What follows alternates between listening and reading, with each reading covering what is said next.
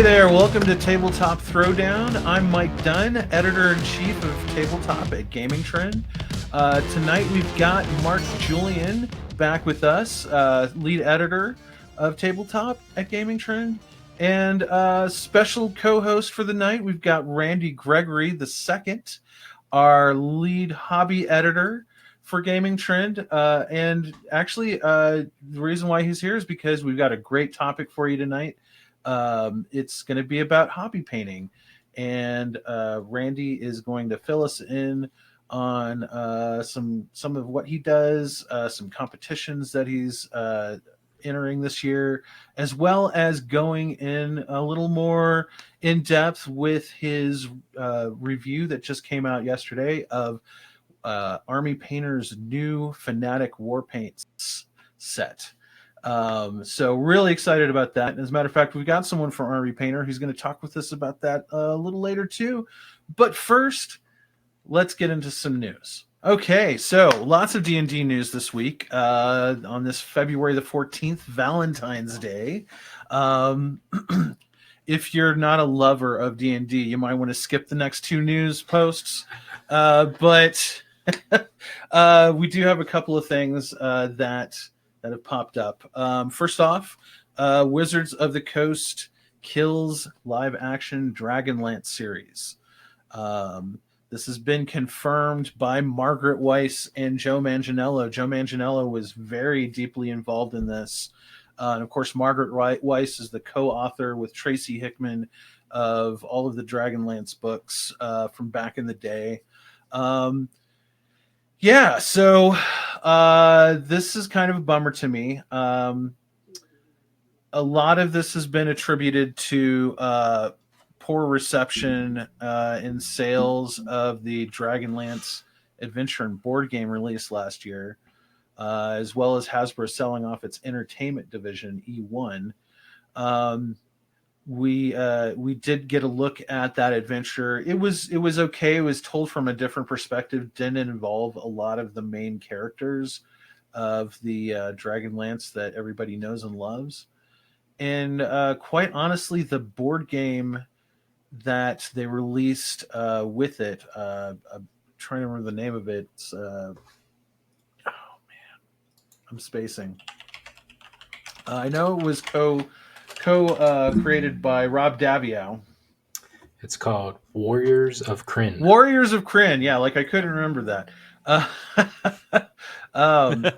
Yeah. So yeah, it wasn't a horrible game. It just felt incongruous with Dragonlance and D&D in general. It was a bold attempt to try to include like tactics in D&D.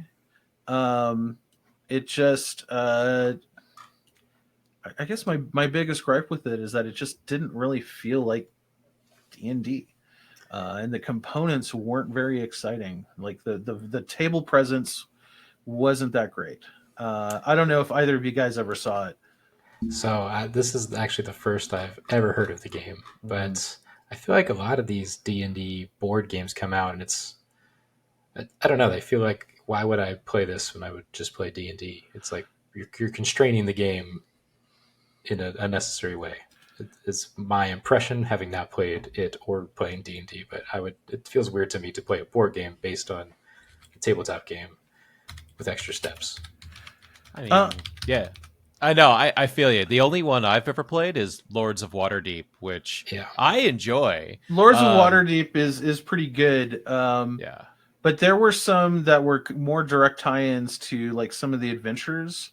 Mm-hmm. And I'm trying to remember, there's one that I've played that's really, really pretty good. It's kind of a hybrid deck builder. What was it? Tyrants of the Underdark.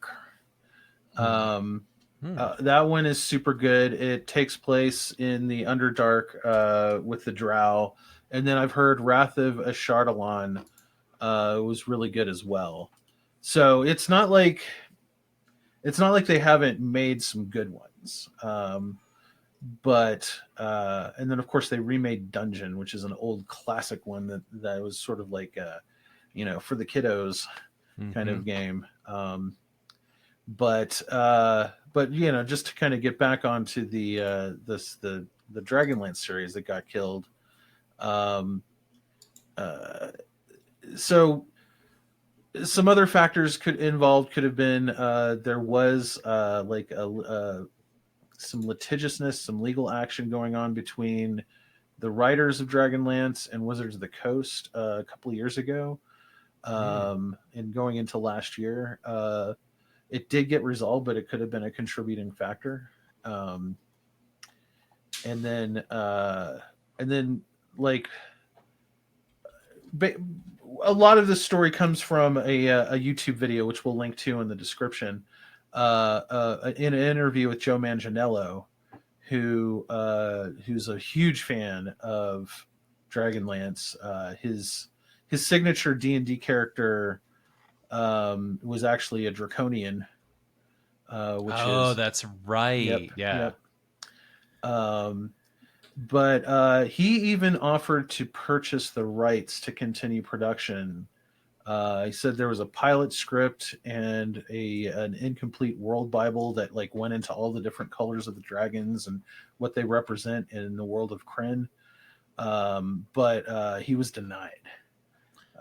Wizards of the Coast would rather not make it at all than have someone who's really passionate about it make it. Interesting. Really disappointing. Really, Yeah. I grew up with Dragonlance. I love the original 2 trilogies, and haven't read much beyond that, but I've heard good things. Was a little disappointed with the 5th edition offering last year because like you could go back in videos from in the last like few years where we've been talking about some of the D&D book releases, and I always consistently mention Dragonlance as being something that I wanted to see. And then when we got it, it just it kind of fell a little flat. But maybe they're just holding on to the show until Wizards of the Coast inevitably launches their own streaming platform, because everybody needs their own streaming platform now. So funny you should mention that. They actually kind of have. It's on like Freevee. Like they really didn't put much behind it. But there's been some great programming in Counterparty. Is on the channel. And as well as Faster Purple Worm Kill, and Heroes Feast, which is a cooking show, a D&D themed cooking show, based on the cookbook that came out a few years ago. And then I believe they just announced that they're bringing Desi Quest to it as well. So too crowded. Dragonlance is future. It's kind of a bummer. Well, like I'm sitting here looking at maybe it's about how Honor of Thieves performed at the box office, because that might have something to do with it too, but barely hit its break-even point. I've heard that they largely consider that to be enough of a success to kind of move forward. So I think mostly because it got a lot of like post-release buzz. Yeah. So, but yeah, no Dragonlance. There was a cartoon that came out, like an animated pilot that came out. I guess it was the early 2000s, and it just was not good. The only name that I remember attached to it was Kiefer Sutherland. So whatever. But yeah, no Dragonlance. Very sad. I'm sad. Yeah. I'm sad because I don't know. I really enjoyed seeing D&D on the big screen, and it just seems like a natural win to put it out on streaming services. And really sad that Joe couldn't just buy it with all of his various projects. He seems like he's one of those like big nerd guys who's like, he's a big Hollywood nerd guy. Like him and Henry Cavill just need to like come together and make their own production company. Yep, right, exactly. Yeah, and he's really coming off as very very upset about it too. Like I believe one of the things that he said was that everything that he did in an official capacity with D&D, with the D&D brand in the last several years was he did it so he could leverage that to make Dragonlance happen.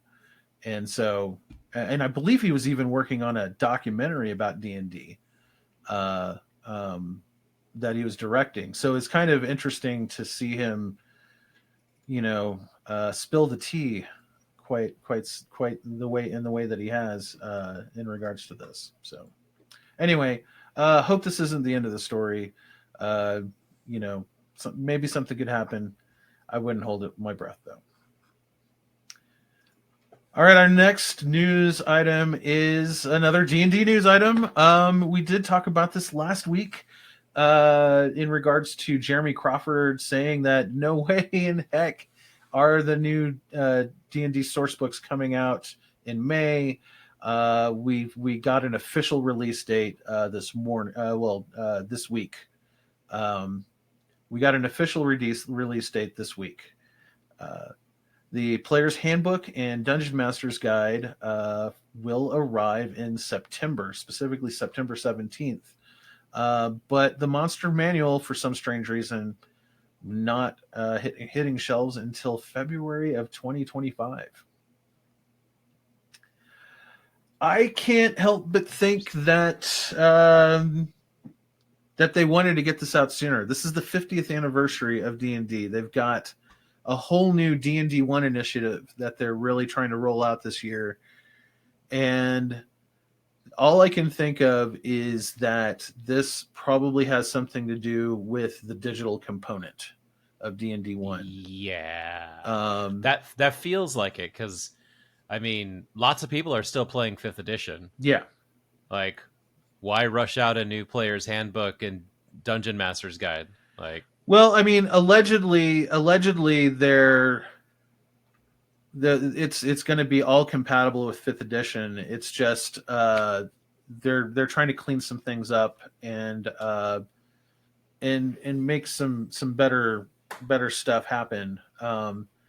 But it also has to tie in with this digital component, which curiously enough was not part of the press release that we got.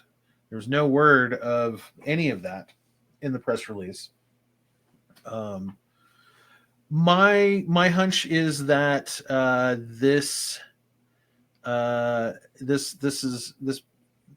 digital component probably needs a little more, needs to get baked a little longer. Either that, or we're going to hear more about the digital component soon, and they're going to lean into that heavier than these books, which I would think would probably be worse. I mean, they need to figure something out there, because like they're right now, like for example, price, right? The price of the digital books is the same as the physical books, and I've always thought that is a little weird. Like, if they really want to expand this out, they have to fix a lot of things. So maybe that's what they're doing. They're going back and figuring out pricing plans, maybe more unique content offerings. So other I than don't know 3D if this dice. is I don't know if this is still the case today, but I seem to recall them saying something along the lines of that the print books would come with digital downloads, much like a vinyl record does these days. Right? That'd be cool. But what was that, Mark?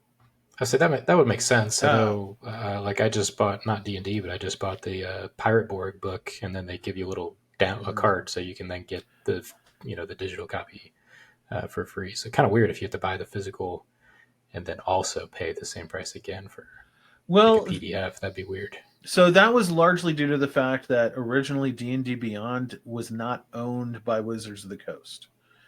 They bought it a couple of years ago, as part of preparation for what they're doing this year / next year. But like all of the VTTs that have digital versions of the rules and assets from the books, you do have to purchase them within those platforms. And D&D Beyond was like that. Since they purchased D&D Beyond, I have seen like I think it was the Beetle and Grimm's editions would come with digital download codes, which are the super deluxe editions made by Matthew Lillard's Beetle and Grimm's company. But yeah, now that the platform doesn't have to license the digital books from D&D because it's all in house, it seems like that would be the smart way to go. Of course, this is Hasbro. Yeah. We don't know what they're going to do. They're probably planning all kinds of microtransaction, shenanigans. Oh yeah, it's gonna happen. They're gonna be like, we're gonna fix the warlock. Yeah, but it'll cost you an additional $5 for $2.99. For $2.99, you can do more. Yeah, you could do 3 more cantrips. You don't have to just do that one warlock spell that everyone does. It's slipping my mind right now. But if you pay $15 for the battle pass, you level up faster. So. For $5 more, you can get another spell slot. Oh, wizards are going to pay so much money. Everyone's just going to play fighter. That's what'll happen. Everyone be like, fighter's so cheap to play. So yeah, like the really curious thing about this is that 2 adventures that were announced, when they were announced, they were announced as they were going to be utilizing these new rule sets. But now Vecna, Eve of Ruin, and Quest from the Infinite Staircase are coming out before the new rules, but the manuals.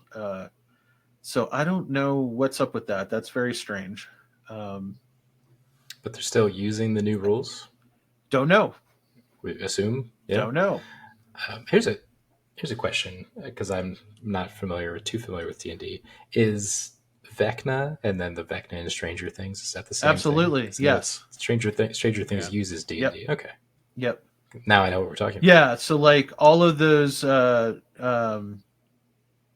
creature names that they're using are derived from D&D. Like Demogorgon. Okay, the Mind Flayer and all that stuff. Mind Flayer. When's the next season of Stranger Things coming out? Thinking like a few this winter? This fall? Sometime this year, maybe. I think so, because it was delayed because of all the strikes. But... Oh, maybe that could be why that they're just going to release the book. Because I mean, that seems like a no-brainer tie-in, cross promotion. Oh, you just saw Vecna in the TV show. Now get the book and fight him yourself. That sort of thing. Hasbro and Netflix coming together to make tons of money. Okay, so as of January 8th, it's in production. So we might not see it until the end of this year or sometime next year. Oh, okay. Well, then never mind. But I mean, February that matches up with like all the announcements we got today, right? End of this year, into next year. Go figure. We'll keep you posted on that.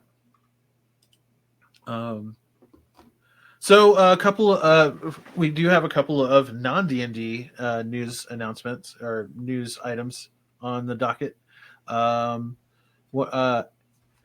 Hachette brings French board game company Super Meeple into its U.S. distribution roster. Now, Super Meeple had previously signed with Asmodee USA for exclusive U.S. distribution in 2021. And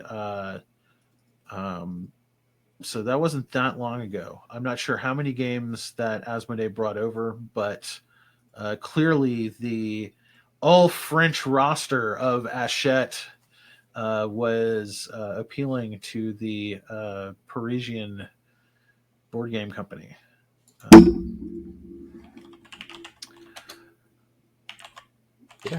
Competition is good. It's good for I love lots of Asmodee games, but it's also good for them not to be the distributor for everything in the hobby. So, yeah, it sounds great. Yeah, it was kind of funny. I was actually kind of half jokingly referring to Asmodee as the EA of tabletop.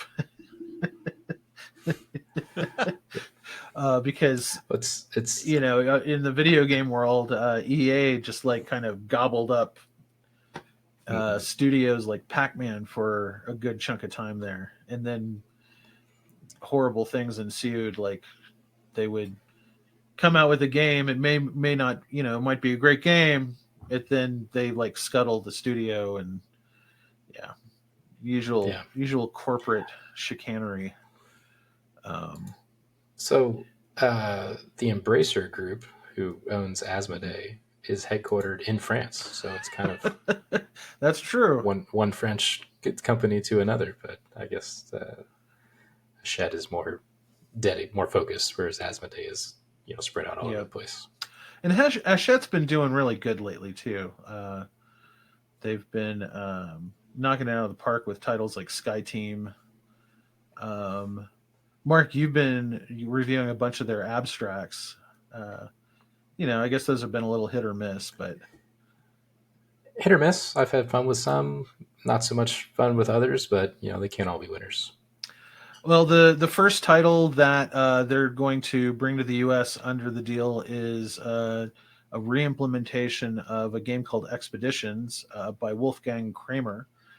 This one's going to be called Expeditions Around the World. So we've got a meeting with Hachette at Gamma Expo in a few weeks. So I imagine we'll find out a little bit more about this then. So yeah, maybe they'll have it there. Documentary film The Hobby, a movie about board games and board game culture, is going to premiere at South by Southwest Film Festival next month. Eric Lang, Elizabeth Hargrave, and Tom Vassell to appear among other notable people from the industry. Now, I didn't know you were in a documentary. Huh? So I didn't know that you were in a documentary. Notable people, right? Actually, I'm slated for the sequel. Okay, that makes sense. Okay. No, it's just this is kind of funny. It's like, Randy, you live in Austin. You've been to South by Southwest. Yeah. Yeah. This is something that if I still lived there, I'd probably be chomping at the bit to attend. And hey, maybe we can see if we can get you in, Randy. Are you going to be around during Film Festival? I think that's like second week of March, second or third week of March. Yeah, I'll be there before going to Adepticon. I always go out the first weekend to South by with some friends, and we just try to. The goal is to spend no money and just get into as much free stuff as possible. But which is pretty easy to do at South by Southwest. Like a blast. It can be, yeah, it can be. You got to have someone who's a smooth talker with you. Like any good role playing group, you have to have a good face with you to just get you into situations. Yep.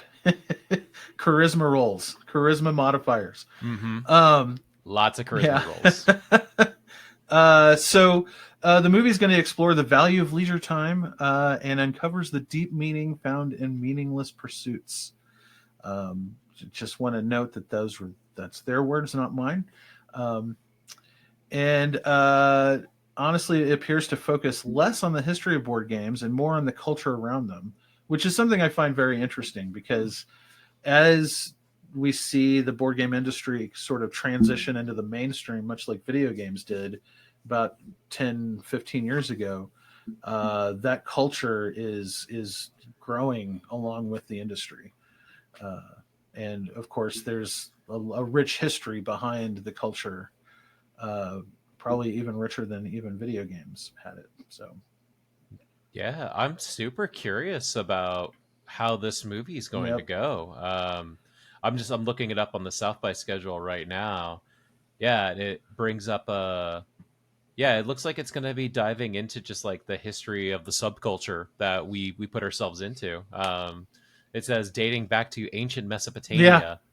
So yeah, That's going to be really interesting. I hope that it does the thing of like kind of like exposing that our culture is like extremely open, and like people just want to play games and just find new games and play new games instead of like, the old tired uh stereotypes of board game players being a bunch of, hat wearing awkward nerds, that don't know how to talk to people. Like I hope that it makes this look really good. Or we just got to have you in the next one. Well, it's certainly going to be. It certainly doesn't have to do much to be better than that Vanity Fair article that came out a few months ago. I believe the title of it was "No, I don't want to play your board games when I come over," or something like that. Something along It those was, lines. Yeah, somebody was upset that they had friends or yeah. something. Somebody was upset that they had friends that wanted to actually do fun stuff with them. It Hate was when that just happens. so utterly arrogant and snobbish, and just uh it was bad. Um, this one looks like it celebrates the hobby though, so I'm pretty excited yeah. about it. Yeah. Hopefully we Yeah, can check there's it out somewhere after the festival, or it's Yeah. going to be streamed somewhere, or Oh YouTube or yeah. something. Yeah, I mean for the most part like they show movies at South by with the intent of getting them picked Yeah. up. So, fingers crossed this gets picked up. It looks like it's being screened 3 times at South by, so I could try to get into one of Yeah, those. yeah. We'll see if we can make that happen. Um, all right, well that's all the news we have for this week. Let's get into the main topic. But first, a word from our sponsor. Hey there, Mike Dunn, editor-in-chief of Tabletop, and I've got something very special to tell you about. It's a new crowdfunding campaign from Gooey Cube. It's called The Tomb of Gyzengax. It's a tribute to Gary Gygax and many of the legends that created the wonderful game that we all love to play. The link is right down here. Go hit it up, back it. You can't go wrong. Okay, so tonight's topic is one that's near and dear to my heart. We're going to talk about hobby painting. The hobby side of gaming. We're talking about painting miniatures, whether it's a board game or D&D or Warhammer or something like that. There is a lot of us out there that like to paint and customize these figures, and a big part of that is the actual paint that we use. And I thought this would be a good time because Randy, who is our hobby specialist here at Gamingtrend, he just reviewed Army Painter's brand new Fanatic War Paints Fanatic set. And yes, he's going to show us the giant box So right many, now. so many paints. It's so many paints. It's so many paints. Randy, why don't you tell us a little bit about like what you've been doing in the hobby, and kind of the approach that you've taken in covering the hobby for Gamingtrend. Yeah. So I think the way that I approach it, I like a lot of what we write on Gamingtrend. I think just having a lot of honesty and transparency, because I think the hobby is at this point where it's really big now. Like there's Mhm. so many different paint companies available. Like there's all the offerings from GW. You got Monument out there. You have obviously Army Painter. You have all these companies, and I think we're at this point now where it's so approachable that anyone can get into it. And so I think that means that our scrutiny of the industry and looking at reviews and looking at product needs to be more focused, and just instead of falling for influencers that are like, oh, I got these paints and they're amazing, everyone should get them. um and I think that's what kind of like the approach that I bring to it, because thinking of I could use any of the paints that I have, but these ones ended up being really good. Now, Randy, you're actually entering some competitions this year with some of your painting. Tell us about that. Yeah, it's kind of like a fun story. So last year was the last year of my 30s, and I had told myself that, hey, you know what? It's the last year of my 30s. I should go do things that I normally would never do. I had been painting models since like 2015 and just like progressively getting better at them. Every now and then a friend would commission one from me, but yeah, I wasn't really a hardcore painter. Um, that all changed last year when I was just like, I want to go to Adepticon and enter in models in the arguably the biggest painting competition in the world, Golden Demon. Um, because once again, that's not something I've never done before. Going from being just like, I'd say like a hobby painter into more of that, more enthusiast, journeyman painter area, was a bit of a big leap. So I brought two models to Chicago, put them in the Age of Sigmar and 40K competitions.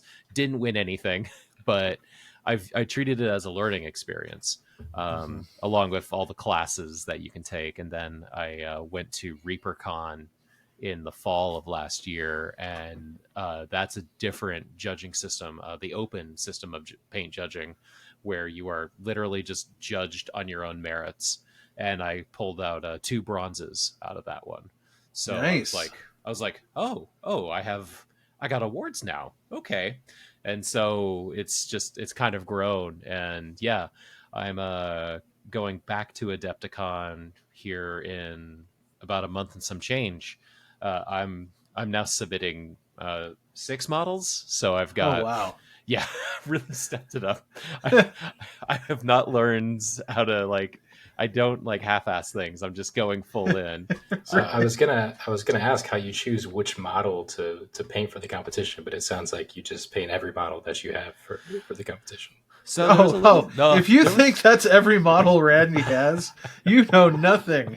oh man, no. So it's kind of funny. So last year, I was at Adepticon, and there's a vendor who, like, he's in Ohio, and he shows up and he brings just bins of just bits and models, and you can get models for cheap.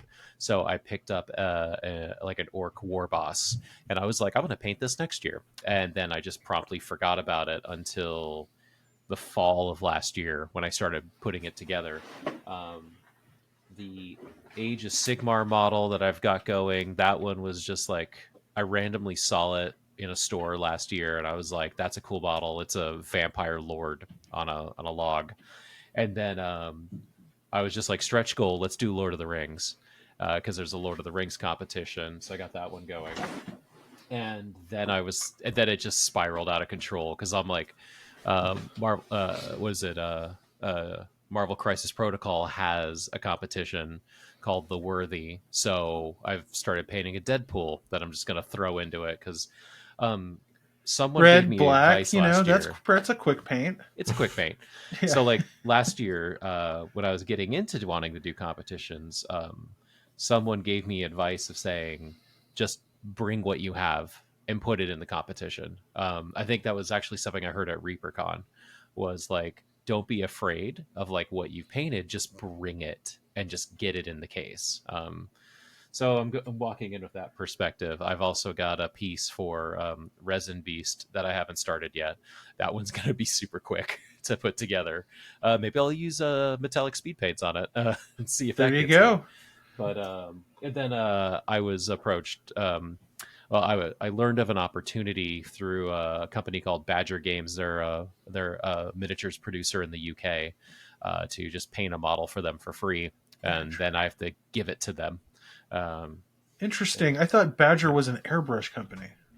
I think there's got to be a few Badger companies. Yeah.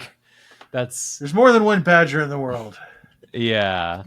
But it was just funny because I found out about it and I was like, okay, yeah, I'll Badger Games.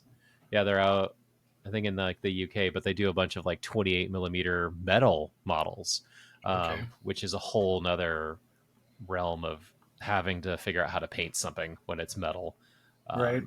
But yeah, I stuck with it because I have ADD, and so I tend to collect hobbies, and this is like the one hobby that I've just that's me too. Oh my right. god.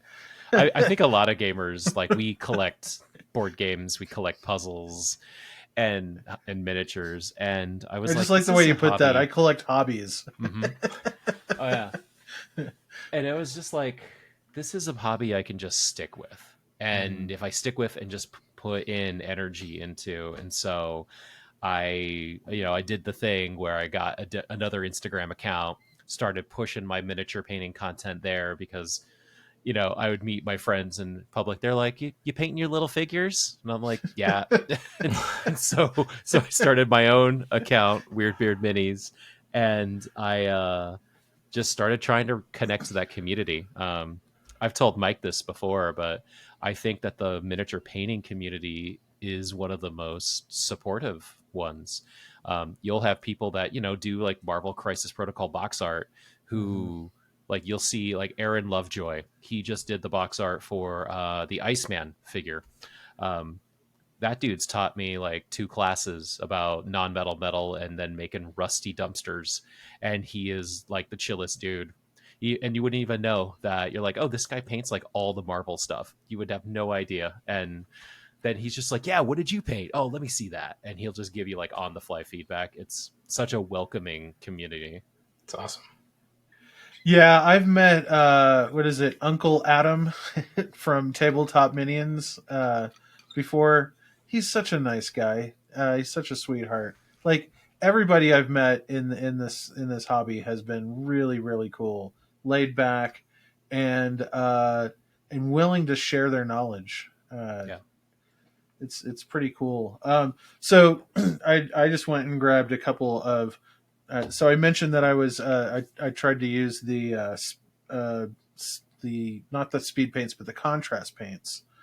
I don't know how this is going to translate, but I did kind of like this really interesting kind of approach with it where I was able to kind of get colors in the skin tone of this like ogre, um, and layer it so that it looked a lot more kind of realistic.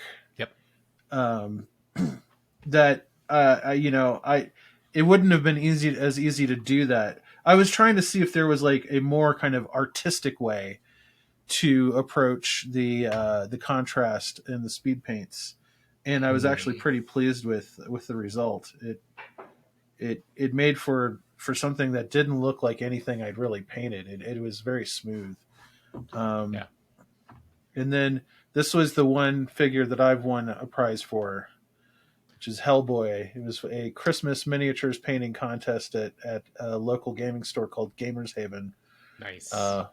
I won a gift certificate. I didn't win like a lot of clout or prestige Dude, or you anything. won something. Like, right. Like you got that good vibe feeling, and I think that's the important part, because I think like for me it's like, I love just like the good vibes. Like I'll be going to Adepticon this year, and probably Nova Open in the fall, and I might go to like Gen Con in the middle of all that. But it's not about winning anything. It's just Right. about like collecting experiences, and if I end up winning something, cool, like that's great. But I think I'm gonna go for the learning experiences, because like I've put I've put several months of work into my golden demon pieces, and I have to keep telling myself that I'm probably going to lose to some like super professional European painter who like Right. does this for money. But like the point of it is just to be there and to like, meet people like Uncle Adam and Vinny V and Ninjon, and be able just to like talk shop and learn, and build those connections. Like it's that's like the big part for me. And then of course I get to like bust out some quick paints for my friends. Be like, hey, we're starting a Morkboard campaign, can we like get some goblins on the table? Yeah, sure. Dry brush them. I think Angel Heraldez has single-handedly been responsible for more of my Kickstarter backings than just about anyone I can think of. Yeah. He's why I have a toddler-sized Cthulhu over there for Cthulhu Death May Die. But yeah, no, It's so fun. I just wish I had more time to do it. I mean, I think that's why you see things like contrast paints Hmm. and speed paints and what have you out there, because not everyone wants to or has the ability to spend months doing a piece. And honestly, like, not every piece should be display or competition quality. Right. Like like I always think, like, I look back at my early pieces, and it's like I just wanted to paint something for the table. Like, one of my first pieces was for this D&D campaign, and Mm. like I mean, the skin tone is gray. Like, I was like, maybe she's like a gray elf. But it was just like, it didn't matter. At least had some color, and there's a little bit of fake blood on the axe. And like, I've painted other versions of this like two or three times now, and actually, uh, the one where I got an award at ReaperCon was this model, That's awesome. though it was That's in a really cool. diorama. Yeah, it was definitely like a storyline of like, okay, it's the one I started with. Then I like did another one as like a test to be like, okay, what have I improved upon since 2015? And then it's like, okay, can I put it in a diorama? And that actually won an award, and I was like, all right, I think I've learned something. Nice. Yeah, that's Nice. really cool. I'm getting somewhere. I think one of Yeah, the I things that I go ahead. sort Go of ahead. struggle with in my painting, or I get discouraged that typically all you see on Instagram or YouTube is such like is that like box art quality or display quality stuff, and then I look at what I'm doing and I go, what am I doing? I'm not. Yeah. So I guess going back to when you started 2015, what kept you, I guess, motivated to stick with it? And then obviously you've drastically improved since then. Uh, where does that motivation come from to get through the like I don't know what I'm doing phase of entering a new hobby like painting? It's like that. I don't know. Part of me thinks it's like, when you're playing like a Souls board game, and you're just like, I have to get good, and just like keep putting yourself through it. Um, Part of it's that, and then I think just like the other part was, I also view painting as a therapeutic hobby. And Mhm. so like my day-to-day job can be pretty high stress, and so this my studio gets to be that place that I just get to relax. um I actually, and but the funny thing about that is, I had hit a point in, gosh, it was like a few years ago, where I ended up doing one of those Reddit challenges where you paint it every day for a month, and it burned me out on the hobby for a year. Like, I didn't touch painting for a solid year. Oh wow. And then I came back, and it was like, oh, I'm a noob again. I gotta like relearn. And so I think like the thing that just kind of like kept me going was just like, I'm on a learner's journey. I'm constantly learning. Like, there's not an end to this hobby. At least I don't see one in sight. And so that's what keeps me going, is just like, I'm going to constantly learn. And yeah, I mean, you're going to see like the most beautiful work on Instagram of like people with airbrushes doing like this like multi-point object source lighting, and it's gorgeous work. And I just look at it now with a, oh, how did they do that? I want to know Yeah. how they did that. Yeah. Like, I'll reach out to painters on Instagram all the time, and because of it, I've made some friends in the community because of it. There's this guy, I think his name's Matthew, but his Instagram handle is orcbutt, and he's a former Blizzard, like, World of Warcraft illustrator. Like, he worked for Blizzard, and like, his models are gorgeous.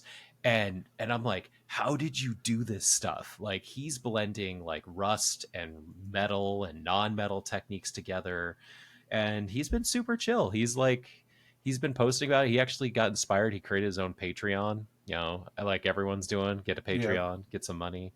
Um, but like, I'm probably gonna meet that dude in like a month and a half, and we're just gonna be like, look at our orcs. Like, this is cool. I'll show you That's my orc if you show me yours. Yeah, I'm gonna be like, look at my piece. This is my orc. Let me see your orc, and we'll have that like fun moment together. Um, Even though, like, I mean, the dude like clearly comes from an art background. Like, he's done, if you played World of Warcraft, you've probably seen his stuff, and like, that's Yeah. wild. Yeah. that's really cool. So much like you, Randy, I got into the hobby as part of like playing D&D. Now, I mean, when I was a kid, I tried my hand at it, and yes, I tried to use testers model paints to on metal figures. Yep. That does not work at all. Nope. So that probably, let's see, that turned me off to it probably for about 25, 30 years. It makes sense. It makes the sense. worst experience. I mean, Yes. if you think about this hobby before the advent of the internet, it must have been very hard to get into. Like Mm. you Oh have to go God. to like a GW store or like a hobby store, and there's going to be like a bunch of old dudes painting tanks, and you're going to be like, I want to paint a wizard, and like that's hard for people to Yeah. get into Yeah. because of like YouTube. I think like it's made it so easy. I remember like the first ways I got the first way I got into this was because I was with friends at a gaming convention. I was at a Gen Con in 2015, and one of my friends, who is a quote unquote professional painter because he gets paid for it, he he was like, "Hey, let's do a painting 101 class," and like that opened it up. And so it was just like, okay, like it was easy to go to a conference, and then it was just like YouTube opened it up. It was just like, here's all these videos by, people like the Miniac. Like his videos were super inspirational to me in the beginning. Yeah. Yeah. I Um, like Maniac as well. and now I'm watching Um, like, I'm watching all these like once again like Spanish Italian painters and like everything's subtitled, but I'm just like, how are Who's you the doing that? who's the Spanish guy that's sponsored by Vallejo? Angel Heraldez. Yeah. Yeah. Yeah, I'm thinking of another guy, but also him. He's also really good. Sergio. That's the one. Yeah. Oh yeah. Sergio. Yeah. Both of them incredible Yeah. pictures. Yeah. But yeah, like Calvo, Sergio Calvo. That's it. yeah, that's right. Yep. But yeah, like I guess about 5, maybe 6 years ago, I got back into D&D after not being into it for many, many years. And I I was the DM. And like I really wanted to have table presence. I wasn't I was never too enthralled by the theater of the mind approach, and I loved how fifth edition really kind of uplifted like the table presence and having miniatures a lot more than it had in previous iterations. And so like when I started the campaign, I started by painting all of my players' characters. Like I even got a few like Hero Forge figures printed up so that they looked exactly like it. Like the characters that they were not exactly, but a close approximation. And then I started getting a little more obsessive about it, and I wanted every encounter to have like painted minis, and so I would paint monsters. Like the thing that I hated was like the first thing I did was I painted a bunch of skeletons, and like that encounter lasted like that, and I spent like 3 weeks painting skeletons, and like they just mowed right through them, and I'm like, okay, whatever. But then there were other times where like I painted a frog hemoth and put that out on the table, and it was cool because like there's always that like moment where you're saying, okay, roll for initiative, and here's the monster you're going up against, right? Yep. And that kind of ooh ah at the table moment. um but yeah, it was fun, man. I I think at a certain point I gave up because I had like a huge encounter with a zombie herd. And I was like, there's no way. And I just had my buddy bring his entire Zombicide collection, and we just filled the table with zombies because he had like 4 or 5 different iterations of Zombicide. He Just start loved that game. airbrushing. Just airbrush the army. That's like No, I just threw him out there. but like I think at the same time I got into Dwarven Forge and Terrain, Mm-hmm. so did a lot of that. No, that Um, is like how it starts. Like we all have those like little moments. Like yeah, for me it was painting it for my friends. mhm. But like you mentioned Dwarven Forge. Like something I really want to get into is building terrain, but I don't have physical space for it to buy a Yeah, bunch of like MDF boards and get hot wire and foam and you see you those know. containers behind me? Mm-hmm. Like that's like three, no, four columns stacked high, full of Dwarven Forge, and that's only half of what I own. Like the rest is in boxes in the garage. Yeah. It's kind of bonkers, and I know someone who owns like four times what I own. Like it's insane. That's crazy. Yeah. Um, but it's so cool. It's so cool when you. It's so much effort and like so much to do, but you know. So one thing that I thought it would be a good idea to have Mark in on this conversation was in regards to painting 3D printed stuff. Um, Now, I would say most of my experience painting 3D printed stuff has either come from like printouts of characters from Hero Forge or stuff that I have like bought off of Etsy that Yep. people have modeled and printed. Um, and uh, yeah, there's certain types of 3D prints that you want that you can paint and certain types you can't. Like anything that looks like shiny and sparkly and has like all the ridges on it, you might as well not even. Yeah, so one of the reasons I like 3D printing, whether it's resin or FDM, is the ability to kind of do the whole hobby in your home. You can Mhm. print the miniatures, you can paint them, you can print the terrain, you can paint the terrain, and do it all yourself. If you like that level of engaging with the hobby, some people, time is money. It's better if I could just buy this thing. I don't have to sit and make it and learn a whole other hobby. But um, there are just so many amazing creators putting out miniatures that you can 3D print that um, I don't know how you can not have a 3D printer if you're into cool models. Right. Right. Whether people sell them on Etsy and stuff like that, but so many amazing things. Oh yeah. No, it's tempting. It's so tempting to have a Yeah. 3D printer. Yeah, and I know I printed for a friend. I printed this like T-Rex with a guy with like a lizard with a rifle riding on the back of a T-Rex. Just awesome stuff like that. All your D&D monsters, crazy stuff, Warhammer proxies, everything you could think of. But resin paints up pretty nice. Um, you know, Different blends of resin can paint up differently, and then getting it down to how brittle it is and stuff like that in terms of the miniature lasting. But um, I mostly print FDM stuff for terrain, which is not so nice to paint sometimes Mhm. because you have those layers. So you got to do work to kind of fill the gaps more, Yeah. to fill the layer lines before you paint. But if you're going for something on the table with paint on it, I think it's super easy. Uh, and if you want that, like I said, that level of doing it all yourself, being able to, like Mike was talking about, hey, I'm planning this D&D encounter and I need this specific setup.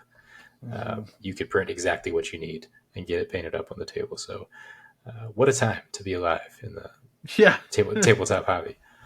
It's true. I've been holding out. I think my strategy has worked because 3D printers have gotten so much better Oh, since I decided I was going to hold they're out. advancing so fast. So with miniatures, you really want to print resin. And Mhm. right now, the level of detail that's able to be achieved, I would say, is on par with anything else on the market. Like we've reached the detail, but it's still the processing of supports, planning out where to put your supports, removing the supports, dealing with the toxic resin, cleaning the model, all that stuff. When somebody comes out with an all-in-one machine, like a coffee pot type machine where you just press go and it spits out the miniature and it's done, then Mike can get one. But right now you have to have a printer, you got to have a resin station, you got to have a UV curing box. Let me know when I can print out a cup of Earl Grey. Yeah. I think we're getting there. We're Hot. You know, Mark, you make a really good point about like the acceleration of technology, and you know, it actually makes me think back to our earlier conversation about Dungeons and Dragons and, you know, going digital. It makes me wonder if that will become a thing with, like, say, Games Workshop, where you could either go to the store and buy like your 5-pack of Space Marines, or you could print them, but get them from GW, because like that, I just wonder if that's going to be a turn. So there's companies doing that right now. I don't know that we're going to see GW doing it, but there are companies doing that model where you can order the box, they'll send it to you, or you can buy the STL from them and print it yourself, which I think that's the future. Personally. So I believe GW is actually aggressively anti 3D print at this point. I've heard some rumors about them relaxing that a bit, but like, I mean, let's be honest, Games Workshop has a fairly consumer negative approach to their business. Their business model is very not great. It's pretty bad, actually. Well, and with all the Patreon creators and everybody putting out such incredible models that are, you know, they're not 40K models, but they're as close as you can get. It just doesn't make sense to pay the prices that you're paying for the box of plastic at the store if you have access to a 3D printer and can print models that are just as good, and in a lot of cases better, like more detail, better looking. And then the miniature itself, when you print it, is pennies compared to the prices of the official GW models. So, you know, I'm not a Warhammer player, but if I was, I would be printing all of my models. Yeah. But then you can't play in the official tournaments. No. Well, it's kind of funny. So I am in a few different discords with painters that do a lot of, like, you know, Golden Demon stuff, and of course there are rules. Like, you can't use anything that's 3D printed is not allowed, and you have to use like just GW things. Yep. And people on this Discord, they were just like, yeah, you could just make a 3D printed thing look like it's made out of green stuff, and you're fine. Yeah. I'm just like, secrets. Yeah. I won't name names, but there are some people that were like, clearly are like, well, I mean, especially like those people that do that, like, because they do allow kit bashing, right? Kit bashing, which is like repurposing and like kind of sculpting your own bits and customization. So like, I feel like they got to know that they can't keep that up. But I don't know. How can you prove it unless you break the model? Yeah. Right. But I mean, Games Workshop, if they could force you to only use Citadel paints, they would, right? Yeah, you know they would. Yeah. It's amazing how anti-consumer that company is in this day and age. It really is. But anyway, but yeah, let's circle back around to the Fnatic starter paint set. As a matter of fact, let's bring someone in from Army Painter to talk about that. Talk with him directly about it. We have a special guest here today, Adam Abramowitz. He is the head of marketing at Army Painter. No, not tactical marketing. Tactical marketing executive. Tactical marketing. That's what I it got. was. I got. Yes. I got a couple people above me there. I'm not that Okay. high All up the right. ranks yet. Well, you carry yourself that way. I just. I'm heavily involved. Let's put it that way. So Fantastic. Let's go. Fantastic. Fanatic. Yeah, fanatic, exactly. So Adam, tell us about like how this Fanatic Warpaints line came about. I know you've been doing a lot of good stuff with the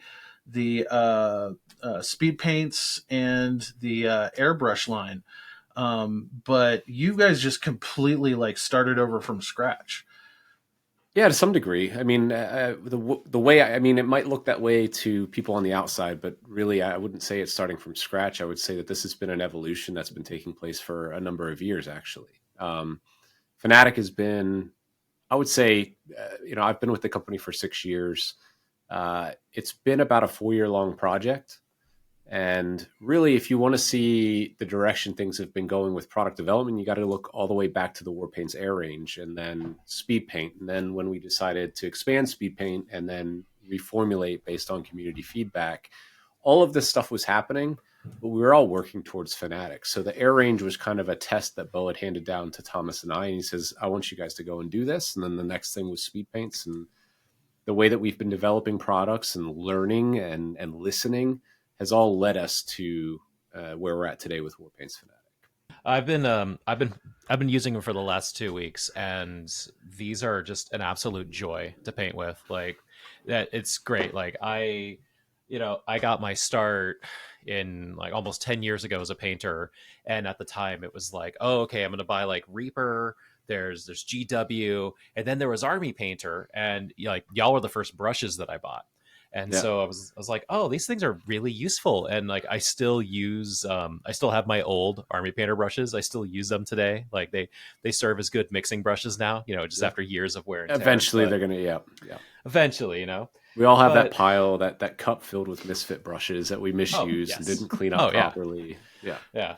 Which was nice. It was a great surprise opening up that box and getting those additional brushes. But the thing I really wanted to call out is honestly, like, thank you for the label design. I mean, on the front, cool, tree ancient. All right, I guess it's a tree. It's a tree color, but like I love the very dark reddish brown on one side, and then showing where it is within the system. Like I'm a designer at heart, and this is just so helpful because I think there's a lot of folks out there, and I'm really curious to kind of understand how you got to these decisions because these feel like very explicit design decisions.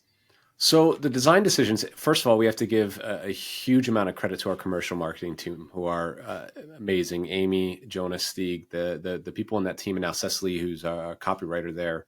Very talented people, very smart people. Love working with them. So a lot of the design credit obviously goes to them. The inspiration behind the practical naming convention actually stems back to our work with the paint development team that helped us with the reformulation and the additional colors for Speed Paint 2.0. So a lot of that credit has to go to Brent Amberger from Goobertown Hobbies. If it were up to Brent, it wouldn't say deep ocean blue on the front. It would say greenish blue black. But we are the Army Painter. When we go to the big trade shows and the big conventions like the Nuremberg Toy Fair, we're not in the hobby hall, we're in the game hall because we make paints and accessories for games. Right. Granted, you can use our products for scale model and other things. Absolutely. But we're gamers at heart. So we don't want to give up those, sci-fi and fantasy inspired, those whimsical and sometimes nostalgic names, because that excites us and it gets us going. We live to play in these crazy worlds that we, paint up. And as I'm staring at models on, behind you, Mike, and I'm looking at tens and thousands of points of, miniatures over here.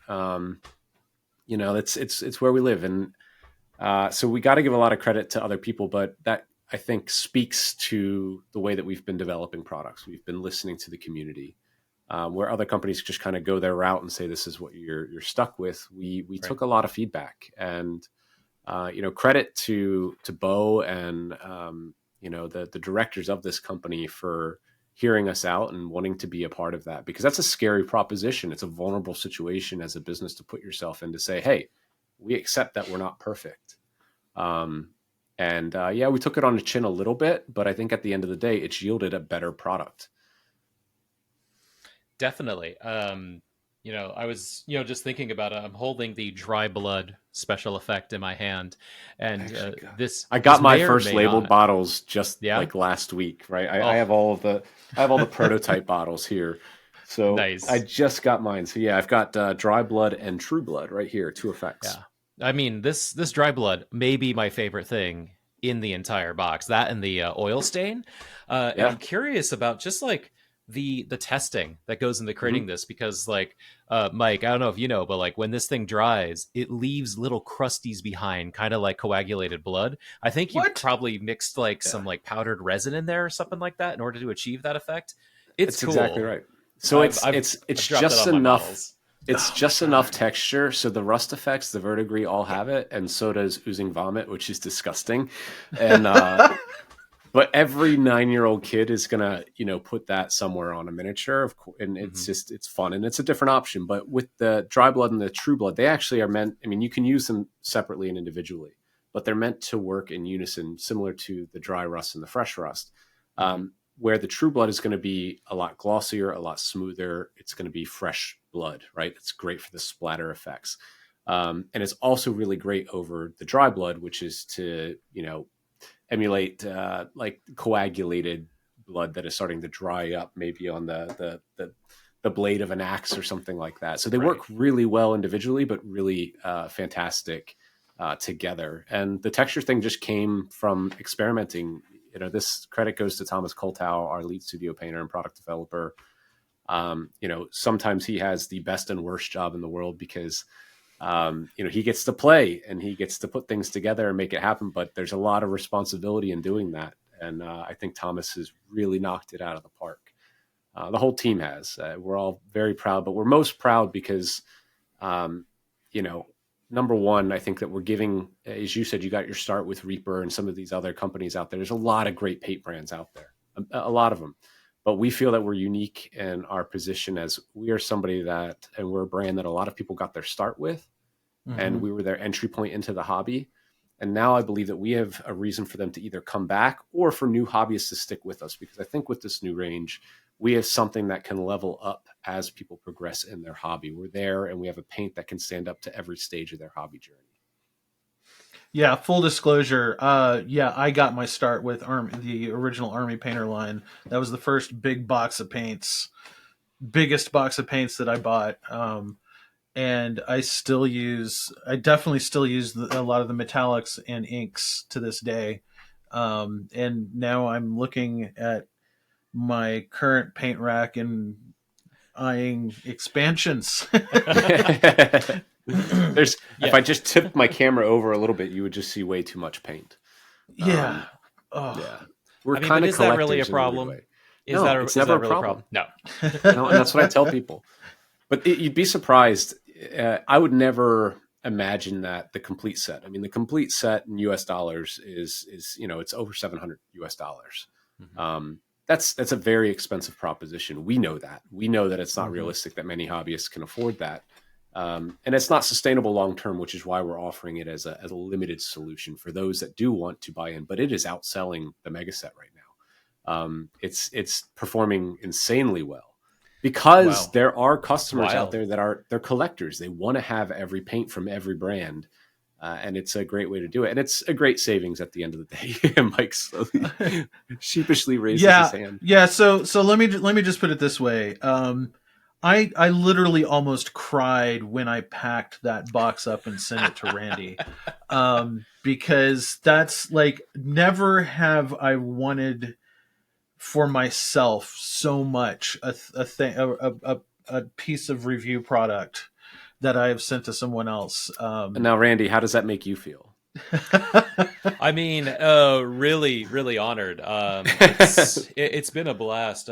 So I've been working on several models for competitions coming up. I've been entering 3 models in the Golden Demon this year. And when I got this set of paints, like, for example, the Dried Blood, this ended up being perfect for some effects that I needed to create on a model. The verdigris, the both the rust paints themselves, and then also just like some of the normal paint itself has been fantastic. I mean, I love the formulation and the what's it called? Is it the flexible triad Yeah. system? That it's great. Like it Yeah, it so really helps because you've got your specific paints that you can. I think everyday painters can easily create mid-tone, highlights, shadow, but then for the rest of us, like it enables us to create that whole spectrum of just like, oh, I need a mid-tone in between my mid-tone and highlight. I need to create like a super bright one. Like y'all have an ice yellow in there that like it has replaced. It's replaced my other ice yellow that I use from another company because it's so good and blows my mind. I'm like, oh, this is great. Everything in a box. I'm thrilled that the big boxes are flying off the shelves for y'all. Like that's great. So more than anything, like I'm happy for this is something that we've been working on very closely for a long time. And anytime we are, because we're hobbyists and we're gamers too, we really do genuinely put our heart and souls into it. And we want our friends out there to like what we do. I mean, it's when we say for gamers, by gamers, it's for real. I'm on holiday today. It's Mardi Gras where I live, and I played a quick game of 40K with my buddy John today. You know, like we live this stuff just like you do. When you work on something as long and as hard as we did, there's always that element of, are they gonna like it? And we had tested this for years and extensively since last January, where we brought people to Denmark to finally showcase what we were working on. And throughout, and we went to major events and we had these secret meetings, and I drove and flew to places to test these paints with artists, gamers, and hobbyists. And, you know, we jokingly say that they're probably the best paints in the world. It's a kind of a pull from another Danish company, Carlsberg Beer, probably the best beer in the world. We believe it's the best paint in the world for a lot of different reasons. We know that that's an impossible task to make the perfect paint. But we feel that we've made a paint that is easy for beginners to use. Honestly, people that are new to the hobby that will be just coming in over the next couple years are spoiled rotten because they're never going to have to know the pain of painting 12 thin coats of yellow, you know, to get a nice smooth coat. Because you can get it in one to two with Fanatic Demonic Yellow or any of the yellows in the range. But I mean, I think industry wide, like just it's been a wealth of riches. You know, so many good paint lines have come out these last few years, and like you guys just jumped right ahead of them with this one. It's so good. It's been a long time coming, and I think that we've gotten this range to the point to where it's ready for the market. And I think the evidence shows we sent nearly 700 sets to customers and fans to preview before, media, YouTubers, content creators ever got to really see it in the wild. And that was another one of those things. It's like, if we want to prove it to the people that matter most, we're going to put it in the hands of our customers and hear what they think. And they were very positive in their response to it. And if you watch, you know, the reviews that are coming out now, Vince Venturuela, even Ninjon has put it to use, and sounds like he's going to be including it into his rotation.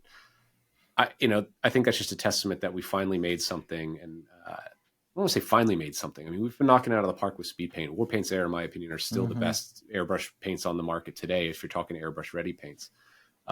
It's just been a continued growth and a continued show of the quality and effort that we put into the products that we make for our customers out there.